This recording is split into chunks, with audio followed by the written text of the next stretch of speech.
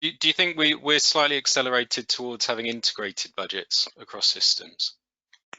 I think so. I'd be really interested to hear what Pat says on that, but I think so. I think the last 2 months have been all about ripping up the old relationships, establishing block contract as a way of funding things in the short term. And I think the next logical step is then how do you transfer that to an integrated care system and say, actually, how do we just move the right money to the right place within this circumscribed area, service, location or whatever. And I think it does allow that. My worry would be how much flexibility do we have in where we set up the elective surgery?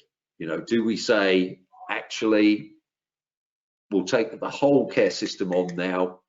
We've re-established huge capacity in ITU overnight.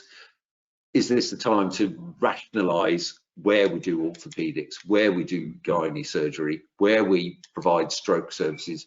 You know, we've made huge changes in an incredibly short period of time. Do we just carry on making those changes because we can? Yeah. Fantastic, thanks Patrick, and you've segued nicely for me there into Pat, I think. So a couple of really important things that came out there is kind of the tension between, you know, going forwards, cost effectiveness and clinical effectiveness, yeah. You know, for want of a better phrase possibly, and then the piece around integration, everything coming together. So I suppose kind of bearing those in mind, and obviously everything else that's going on for you, Pat, how do you expect COVID to change the commissioning landscape?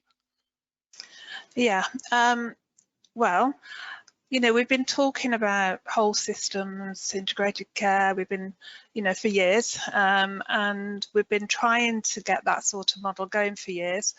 More recently, we're talking about integrated care partnerships and integrated care system across the whole of the health service and the social care.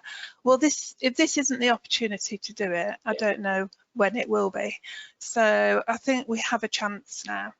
And I've always seen, when I've looked, because I'm a real, you know, believer in integrated care, I really want it to happen, and you know, I've worked a lot on it over the years, and I can see that we need to do it, but unless we all do it, you know, we're never going to be able to create that, you know, ideal model. So it always seems to come down, well, there's a number of things, but it's mostly structural, I think, what it comes down to. There is a bit about the will of the people, but I think you get those people on board, but it's about the budgets.